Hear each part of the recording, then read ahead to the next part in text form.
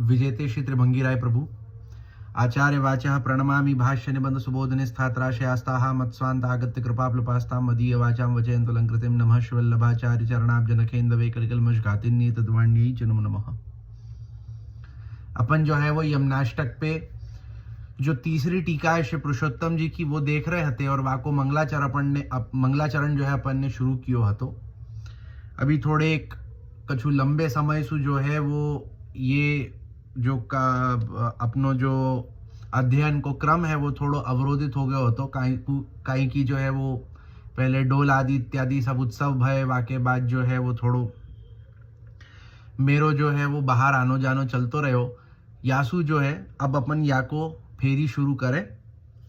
तो यहाँ जो है अपन मंगलाचरण देख लिए हते कि श्री गुसाई जी ने जो मंगलाचरण कियो है विश्वोद्धारार्थ में वा विर्भूत वृंदावन प्रिया वा मंगलाचरण को के ऊपर श्री पुरुषोत्तम जी की विवृत्ति क्या है या को अपन ने देखो हतो। अब वासु आगे देखे। एवं कृपा प्रार्थनया आर्थिक नमनात्मकं मंगलम विधाय विवक्षितोद्धारस्य भजनानंदा वाप्ति रूपत्वा तत्र च भक्ति मत्कृतस्य दैन्यस्यैव साधनत्वात् तद्ध्रदि कृत्वा भक्तिस् तत्प्रतिबंध निवृत्तिः तत्तदुपयोगी परिकर संपत्तिश्चार्थ ज्ञान पूर्व काष्टक पाठेन भविष्यतीति ज्ञापनाय स्तोतव्यायाः श्रीकालिन्द्याः स्वरूपमुपकारकत्वं कृपावत्वं च बोधयन्त एवा अद्य श्लोकमवतारयन्ति विविधेत्यादि अत्र विविधलीलोपयोगिनी मित्यनेन हेतुगर्भेण विशेषणेन स्तुतिप्रयोजकं रूपमुक्तम् अनेन स्तोत्रेण स्तुत्या प्रसन्ना स्तोत्रणां लीला संबंधम कारयिष्यतीति च ध्वनितम्। श्री गोकुलेश पदेन अनया प्रथम निशीशयानमिति वाक्योक्तम निस्साधन फलात्मकम तस्मान् मच्छरणं गोष्ठमित्याद्युक्तं दीनबन्धुत्वं च बोधितं न कर्तुं शक्यमित्यनेन साधनान्तराणां फलानुपधायकत्वम् अतिदेशेन तद्धर्मवत्वं नमनपदेन कायादित्रय व्यापारात्मकमत्र नमनं संगृह्यते अतो न चोद्यावसरः। इस प्रकार से प्रभुचरण श्रीमदाचार्य चरणों से कृपा की प्रार्थना करने के द्वारा मनोकामना पूर्ण हो जाए ऐसा मंगलाचरण करके सो यहाँ जो है श्री गोसाई जी ने जो है श्री महाप्रभु जी से प्रार्थना करी कि मेरी जो मनोकामना है वाकी पूर्ति हो जाए। वाके लिए जो है तात चरणा मई विठ्ठले ये कह करके आपने मंगलाचरण कियो। अब वह मंगलाचरण में अब चूंकि ऊपर कहे उद्धार का तात्पर्य है विश्वोद्धारार्थम एवं आविर्भूत कहो है ना कि विश्व के उद्धार के लिए श्री आचार्य चरण को प्रागट्य है। तो उद्धार को तात्पर्य क्या, उद्धार माने क्या, भजनानंद की प्राप्ति करवा देना। और भजनानंद की प्राप्ति होने में तो भक्ति करने वाले की दीनता ही एकमात्र साधन है। तो यहां जो है वो उद्धार को अर्थ है भजनानंद की प्राप्ति। भजनानंद प्राप्त होनो, भगवान के भजन को जो आनंद है वो प्राप्त होनो, यही उद्धार है। यहाँ उद्धार माने ये नहीं कि स्वर्ग की प्राप्ति हो जानी, मोक्ष प्राप्त हो जानो, कि नरक से छूट जानो। या प्रकार को भजनानंद जो है वो श्री गोसाई जी श्री महाप्रभु जी नहीं चाहे हैं। या प्रकार को उद्धार जो है वो श्री महाप्रभु जी गोसाई जी नहीं चाहे। महाप्रभु जी गोसाई जी के हिसाब से अगर अपन देखें तो उद्धार क्या है, उद्धार माने भजनानंद की प्राप्ति, भगवान के भजन को आनंद मिलना। अब कहो है कि वो जो भजनानंद है वाकी प्राप्ति होए वे में तो भक्ति करवे वाले की दीनता साधन है कि जो भक्ति कर रहे हो है वाकी कितनी दीनता है, वाके हिसाब से जो है वाको भजनानंद की प्राप्ति होएगी। जब ताई दीनता नहीं होएगी, जब ताई अहम होएगो कि मैंने कियो मैं करूं हूं, तब ताई जो है भजनानंद की प्राप्ति नहीं होवे। भजनानंद की प्राप्ति तब होवे जब दीनता होवे कि मेरी क्या सामर्थ्य है करवे की, वो तो भगवान की कृपा सु, श्री महाप्रभु जी की कृपा सु जो है हमको प्राप्त होवे है। अतः इन सभी बातों को ध्यान में रखकर भक्ति में आने वाले प्रतिबंधों की निवृत्ति, भक्ति में उपयोगी परिकर प्राप्त होना इत्यादि मुद्दे तो इस अष्टक के अर्थ की समझ के साथ इसका पाठ करने से संभव बनेंगे। क्या कह रहे हैं कि यमनाष्टक को पाठ, केवल पाठ मात्र नहीं, वाक्य अर्थ को समझ करके, वाक्य अर्थ को अनुसंधान करते भय जब या को पाठ करें तो यासु क्या होवे है, भक्ति में आने वाले प्रतिबंधकन की निवृत्ति होवे है। हमारी भक्ति में जो भी प्रकार के प्रतिबंध आवे है वाक्य निवृत्ति होवे है। दूसरो, भक्ति में उपयोगी परिकर प्राप्त होवे है। चलो प्रतिबंध तो दूर भय, परंतु भक्ति में आगे बढ़नो है तो कछु जो है हमको परिकर की आवश्यकता होवे, कछु जो है सहयोगी की आवश्यकता होवे, तो वो सहयोगी की प्राप्ति होवे है। ये सब जो है वो या यमनाष्टक के अर्थ की समझ के साथ जब वाको पाठ करे हैं तो वो संभव होएगो। यह बताने के लिए इस स्तोत्र में स्तुत्य श्री कालिंदी के स्वरूप, उनकी उपकारिता एवं कृपालुता का बोध कराते हुए प्रथम श्लोक की व्याख्या विविध इत्यादि शब्दों से प्रारंभ कर रहे हैं।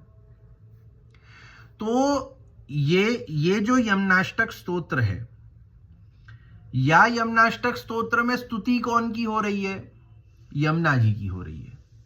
वो जो यमुना जी हैं उनके स्वरूप को बता करके, आपकी उपकारिता कि आप जो हमारे ऊपर उपकार कर रही हैं, या प्रकार को जो दान करके जो हमारे ऊपर आप उपकार कर रही हैं, और आपकी कृपालुता कितनी है कि आप ऐसी कृपालु हैं।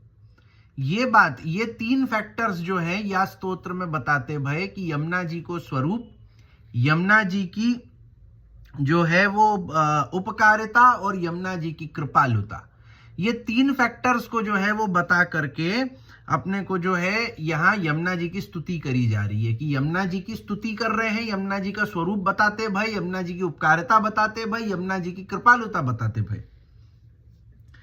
सो यहाँ प्रथम श्लोक की व्याख्या आरंभ करें हैं।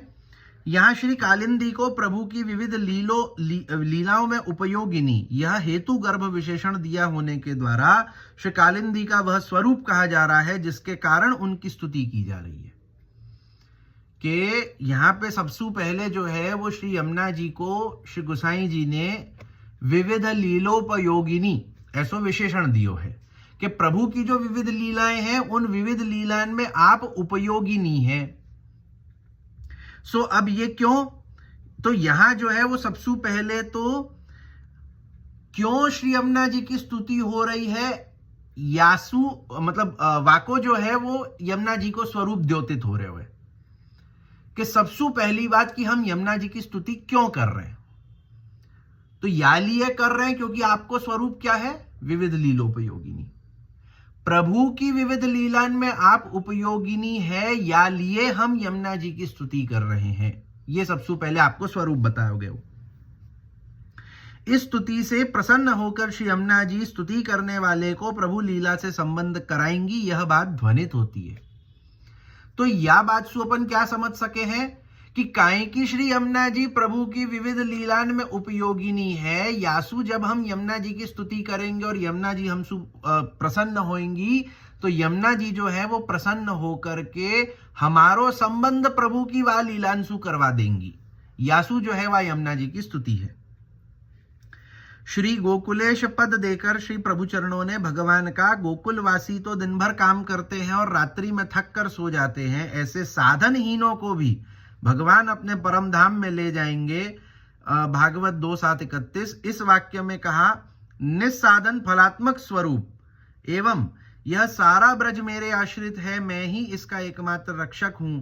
संतों की रक्षा करना तो मेरा व्रत ही है, अतः मैं अपनी योग माया से इसकी रक्षा करूंगा। भागवत 10:25-18 इस वाक्य में बताया दीन बंधुत्व का स्वरूप बताया है। तो अब जो श्री गोसाई जी ने अपनी टीका में कहो कि श्री गोकुलेशे, सो तहा श्री गोकुलेशे क्यों कहो? कृष्ण क्यों नहीं कहो?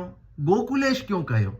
सो वह गोकुलेश कहवे को तात्पर्य कह रहे हैं कि जा प्रकार सु भगवान जो है वो निस्साधन फलात्मक स्वरूप है, कि जहां भागवत को प्रमाण देकर के कहो कि भगवान वहां गोकुलवासी जनन के लिए कह रहे हैं कि जो गोकुलवासी जन सुबह जो है वो उठ करके अपने काम को जाते हैं, रात को आकर के थक करके सो जाते हैं, ऐसे गोकुलवासी जनन को उद्धार जो है वो भगवान करे हैं।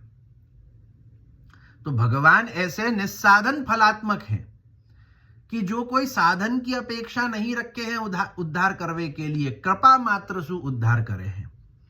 और साथ ही साथ कि भगवान को दीन बंधुत्व बतायो है, कि भगवान जो है वो ऐसे दीन बंधु हैं कि कृपा करके सामने सु कहें कि उनकी रक्षा मैं करूंगा। तो यहां गोकुलेश कहवे को तात्पर्य यह है कि भगवान जो है वो निस्साधन फलात्मक है, कि आप कृपा करके अपने जीव को उद्धार करें, और आप दीन बंधु हैं जो आप स्वयं वाकी रक्षा करें। न कर्तुम शक्यम इत्यादि शब्दों से प्रभु चरणों ने यह बताया है कि भगवत कृपा के अतिरिक्त अन्य साधन प्रभु प्राप्ति नहीं करवा सकते। कि यहां यही बात को श्री गोसाई जी द्योतित कर रहे हैं कि प्रभु कृपा के अनंतर, प्रभु कृपा के अतिरिक्त अन्य कोई साधन सु भगवत प्राप्ति नहीं हो सके। अगर हम सोचें कि हमारे कछु साधन करवे सु कि हम इतनो ये करेंगे तो भगवत प्राप्ति हो जाएगी, उतनो वो करेंगे तो भगवत प्राप्ति हो जाएगी, तो नहीं होगी। याही सु जो है वो कृष्णाश्रय में श्री आचार्य चरण ने कहो है ना कि सर्व मार्गेषु नष्टेषु कलौ च खल धर्मिणी पाषंड प्रचुरे लोके कृष्ण एव गतिर्मम। कि कलिकाल के समय में जो है वो सर्व मार्ग नष्ट हो गए हैं, कोई प्रकार से जो है वो भगवत प्राप्ति संभव नहीं है। भगवत प्राप्ति केवल एक ही प्रकार से संभव है, जब हम कृष्ण की शरण में रहें, उनकी शरणागति को स्वीकार करें कि कृष्ण तुम ही मेरी गति हो, आपके अलावा मेरी गति और कोई नहीं है। तब जो है वो प्रभु जब कृपा करें, और कृपा करके जब है प्रभु अपनो उद्धार करे हैं, प्रभु अपने को प्राप्त होवे, तो अपने को भगवत प्राप्ति, प्रभु की ही प्राप्ति अपने को प्रभु की कृपा से होवे। कि प्रभु जाको कृपा करके अपनी प्राप्ति करवा देवे, वा कोई प्राप्ति होएगी, अन्यथा कोई के कछु करवे की सामर्थ्य नहीं है। चूंकि भगवान के धर्म श्री यमुना जी में भी कहे जा रहे हैं, अतः श्री यमुना जी के लिए भी प्रभु चरणों ने कहा कि श्री यमुना जी को भी जीव नमन के अतिरिक्त अन्य कुछ भी करने में समर्थ नहीं है। तो काहे की प्रभु जो है कोई साधन सु प्रभु की प्राप्ति नहीं हो सके हैं, हम जो है वो केवल उनको उपकार मान करके जो है उनको नमन ही कर सके हैं। वही प्रकार सु काहे की वही के वही धर्म जो है, वही सामान्य वही जो प्रभु के जो धर्म है, वही धर्म जो है वो श्री यमुना जी में स्थित है। वही समान धर्म जो है वो दोनों स्वरूपन में है, ठाकुर जी में है, वही समान धर्म श्री यमुना जी में है। तो वो समान धर्म होवे की वजह से हम यहाँ समझ सके हैं कि श्री यमुना जी को प्रसन्न करवे के लिए कोई साधन काम नहीं आवेंगे। कोई साधन से हम यमुना जी को प्रसन्न नहीं कर सके हैं, हमारी सामर्थ्य नहीं है। यासु जो है केवल नमन करनो ही हमारो एकमात्र जो है वो एक साधन हम मान सकें, कि एकमात्र आपकी कृपालुता, आपकी कृपालुता, आपको स्वरूप, आपको दीन बंधुत्व, आपको निस्साधनत्व जान करके हम केवल जो है वो आपको नमन कर सके हैं, और वह नमन के अतिरिक्त हम आपको कछु नहीं कर सके। नमन पद के द्वारा श्री प्रभु चरण काया, वाणी और मन इन तीनों के सहित होने वाला नमन कह रहे हैं, अतः यहाँ कुतर्क का कोई अवसर नहीं है। अब यहाँ नमन सु ये कह रहे हैं कि तीनों प्रकार सु, काया सु, वाणी सु, मन सु। ऐसे नहीं कि केवल हाथ जोड़ देनो, अंदर सु भावी नहीं है कि हाथ तो जोड़ दिए, जैसे लौकिक में करे ना कि कोई दिख जावे तो वाको हाथ तो जोड़ देवे, मन में गाली देवे कि अरे कहाँ याको मुंह देख लियो। तो ऐसो नहीं, काया सु जब नमन कर रहे हैं तो मन सोहु नमन और वाणी सोहु नमन, कि भाई वाणी सु भी हम वहां नमन माने कि उनकी जो है वो शरणागति को ही भाव रखें कि भाई हमारो तो कछु सामर्थ्य नहीं है, हम जो है केवल आपको नमन ही कर सके। वाणी सु भी यही बात बोलनो है, मन सु भी यही विचार रखनो है, और काया सु भी यही करनो है। तो यहां ऐसो कहो, आदौ नमनोक्तेरय मेवाशय इत्यत्र गमकमाहु भगवत इत्यादि, अन्यथा श्लोक संख्य यात्र भगवत साम्यम न बोधये युरतस तथेत्यर्थः।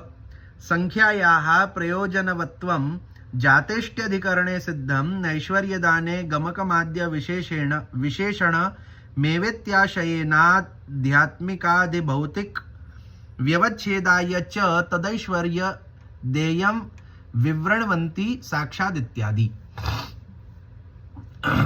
प्रभु चरणों ने आदौ नमनमेव इत्यादि शब्दों से भगवान के धर्म श्री यमुना जी में कहे हैं। इस बात का प्रमाण आप श्री भगवता इत्यादि शब्दों से दे रहे हैं। तो श्री गोसाई जी ने जो है वो ये कहो है कि भगवान के जितने हु धर्म है वो सभी धर्म श्री यमुना जी में विराजमान है, श्री यमुना जी में हु वही धर्म है। और वहां जो है दोनों के बीच की समानता बताते भाई आप कह रहे हैं कि यदि भगवान ने अपने अष्टविध ऐश्वर्य श्री यमुना जी को न दिए होते तो आचार्य चरण इन 8 की श्लोक संख्या द्वारा श्री यमुना जी की समानता भगवान से न बताते। अतः इससे भी सिद्ध होता है कि श्री यमुना जी भगवान के समान ही हैं। सो क्या कह रहे हैं कि भगवान के सभी धर्म जो हैं वो श्री यमुना जी में स्थित हैं। ये बात को प्रमाण किया कि महाप्रभु जी ने या स्तोत्र की जो श्लोक संख्या है वो 8 रखी है। क्यों? क्योंकि अष्टविध जो धर्म है, अब अष्टविध धर्म जो है वो भगवान में है, वही श्री यमुना जी में है। या बात को बताए हुए के लिए यहां या स्तोत्र में 8 श्लोक के द्वारा यमुना जी की स्तुति करी है। या स्तोत्र में जो है वो 9 श्लोक है, 9 में से 8 श्लोक जो हैं वो स्तुति के हैं, यासु या को अष्टक कहे हैं, और 9वां जो श्लोक है वो तो फलश्रुति है। तो 8 श्लोक जो स्तुति के हैं वो क्यों है? काहे कि भगवान के अंतर्गत जो 8 धर्म है वो 8 धर्म जो है वो श्री यमुना जी में हूं स्थित है। परंतु यदि कोई ये पूछे कि 8 श्लोकों की केवल संख्या होने से ही यह कैसे प्रमाणित हो सकता है कि भगवान ने अपने अष्टविध ऐश्वर्य श्री यमुना जी को दिए हैं?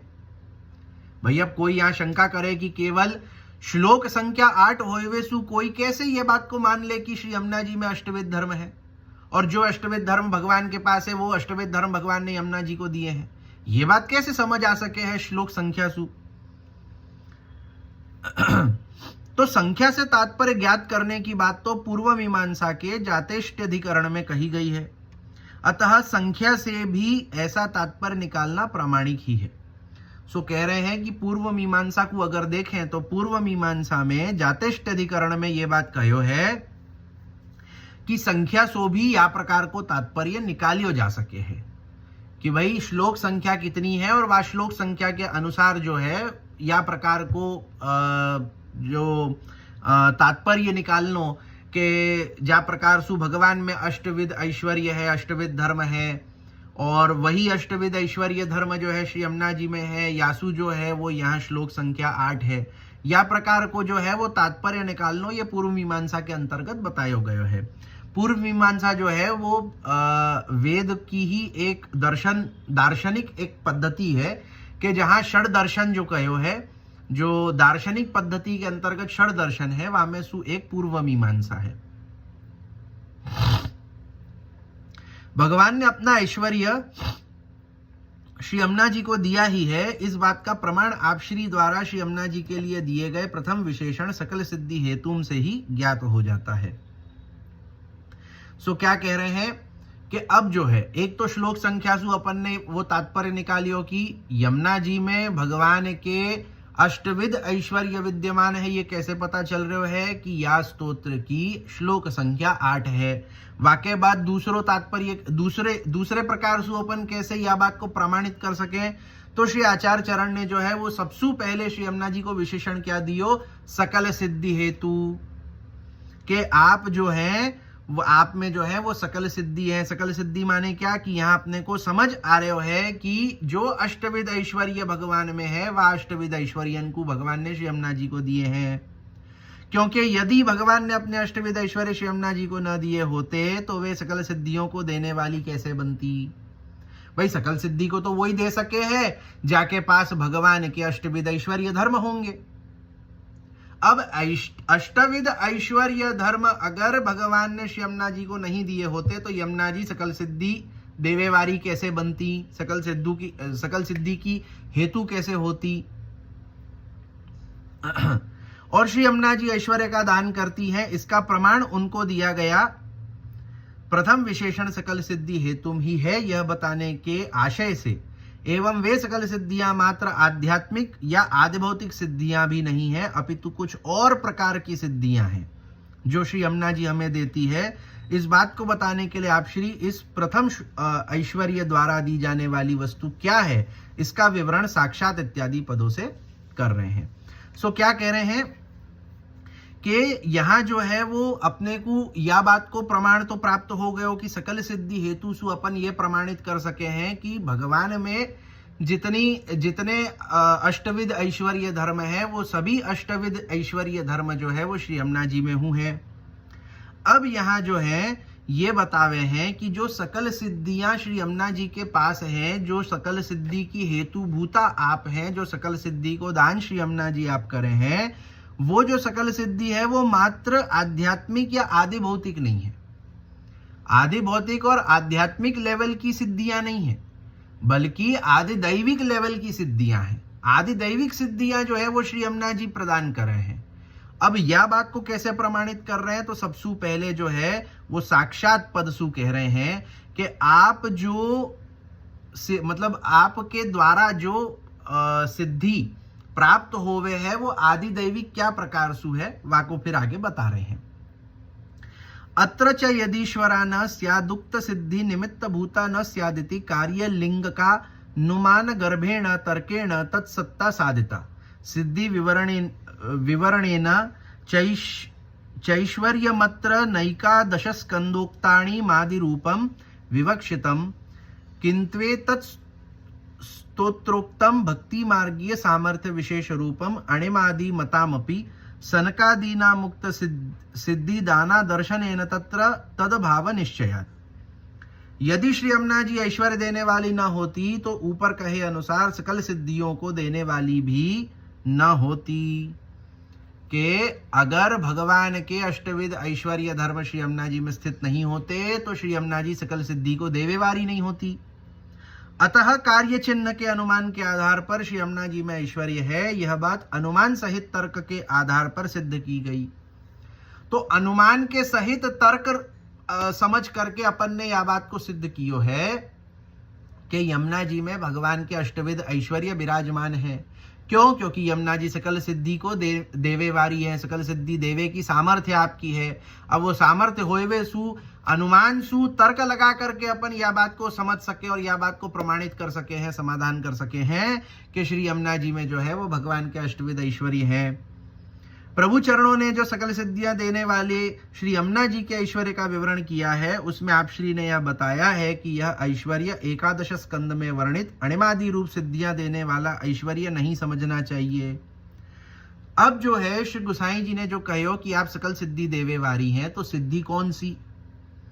तो कोई ये ना समझ ले कि भागवत के एकादश स्कंद में जो अणिमा लघिमा गरिमा इत्यादि जो अष्ट सिद्धियां बताई हैं वो देवे वारी हैं। तो कह रहे हैं कि नहीं, अणिमा लघिमा गरिमा इत्यादि तो लौकिक सिद्धियां हैं, आध्यात्मिक सिद्धियां हैं। वो लौकिक, वो आदि भौतिक आध्यात्मिक सिद्धियां देवे वारी श्री यमुना जी नहीं है। श्री यमुना जी जो है वो आदि दैविक सिद्धि देवे वारी है। अपितु इस स्तोत्र में बताई गई विशेष सामर्थ्य देने वाली भक्ति मार्गीय सिद्धियां प्रदान करने वाला ईश्वर समझना चाहिए कि यही स्तोत्र में, याही स्तोत्र में जो विशेष सामर्थ्य देवे वारी जो श्री यमुना जी बताई गई हैं, विशेष सामर्थ्य माने कैसी कि भाई भगवत सेवोपयोगी देह, भगवत लीला को अवलोकन, भगवत लीला के रस को अनुभव करनो, सर्वात्म भाव इत्यादि जो या प्रकार की आदि दैविक जो सिद्धियां, आदि दैविक सामर्थ्य को जो वर्णन कियो है, वो जो विशेष सामर्थ्य है, जो भक्ति मार्गीय सिद्धियां हैं, वाको प्रदान करवे वाली श्री यमुना जी है, ना कि अणिमा लघिमा गरिमा इत्यादि आदि भौतिक या आध्यात्मिक सिद्धि। क्योंकि अणिमादि सिद्धियां प्राप्त करने वाले सनकादि जैसे ऋषि गणों को भी इस स्तोत्र में कही जाने वाली सिद्धियां कभी मिली हो ऐसा देखने में नहीं आया। अतः उन सिद्धियों में भी वो वाली सिद्धियां नहीं है जो इस स्तोत्र में कही गई हैं। क्या कहे हैं कि सनकादि जैसे ऋषि गण जो हैं उनको जो है वो अणिमा गरिमा लघिमा इत्यादि सिद्धियां सिद्ध है, परंतु सनकादिकन को वा प्रकार की सिद्धियन की प्राप्ति नहीं है जा प्रकार की सिद्धियां श्री यमुना जी प्रदान कर रही हैं। यासु हम समझ सके हैं कि श्री यमुना जी जो सिद्धियां प्रदान कर रही हैं और जो ऐश्वर्य श्री यमुना जी में स्थित है वो जो है वो न कोई और में है और वो सिद्धि जो है वो न कोई और दे पाएगो। तदप्यैश्वर्यं विव्रतम श्री हरिरायै तथा ही उक्त सकल सिद्धि हेतुत्वमेकं भगवद रतिवर्धकत्वं द्वितीयं भगवत संबंध प्रतिबंध निराकरणेन तद अनुभव योग्यतानुकूल शुद्धि संपादकत्व भुवन पावनित्वं तृतीयं भगवत समान धर्म वत्वादनायासेन भगवत संबंध संपादकत्वं तुरीयं भगवत प्रिय कलि निवारकत्वं पंचमं स्वसेवनात् गोपिका वद भगवत प्रियत्व संपादकत्वं षष्ठम तनुनवत्व संपादकत्वं सप्तमं लीला सामयिक प्रभु श्रम जलकण संबंध संपादकत्व मष्टममिति इदं च यथाधिकारं लीलास्थेषु प्रकटयति सुदासेष्वाधुनिकेषु त्वेतदष्टकोक्तं फलं भगवदिच्छानुसारेण ददति किंचिदेकं द्वयं प्रकटयतीति स्तोत्रांत्यश्लोकादवसीयते। श्री यमुना जी में विद्यमान उन ऐश्वर्यों का श्री हरिराय जी ने विवरण भी किया है। तो अष्टविध ऐश्वर्य श्री यमुना जी में कौन से विद्यमान है वाको वर्णन अपन ने श्री हरिराय जी की टीका में देखियो हतो और वे ऐश्वर्य इस प्रकार से हैं। तो वो जो अष्टविध ऐश्वर्यन को वर्णन श्री हरिराय जी ने कियो है वही अष्टविध ऐश्वर्यन को जो है वो रिपीट में वर्णन श्री पुरुषोत्तम जी कर रहे हैं।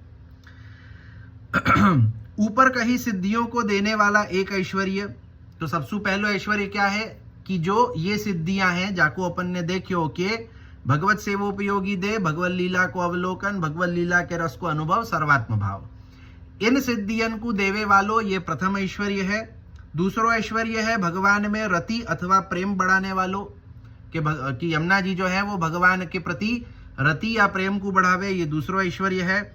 तीसरो ऐश्वर्य है भगवत संबंध में होने वाले प्रतिबंधों का निराकरण करके भगवान का अनुभव करने की योग्यता के लिए आवश्यक शुद्धि संपादन करने वाला, भुवन को पावन करने वाला तीसरा ऐश्वर्य कि भगवत संबंध में हमको जो भी प्रकार के प्रतिबंध आवे हैं आदि भौतिक आदि दैविक आध्यात्मिक, उन सभी जो है वो प्रतिबंधकन को दूर करके भगवान को अनुभव करवे की योग्यता के लिए जा प्रकार की शुद्धि अपने में आवश्यक है। काहे कि जब तक अपन शुद्ध नहीं होएंगे भगवान को अनुभव कहाँ से होएगा।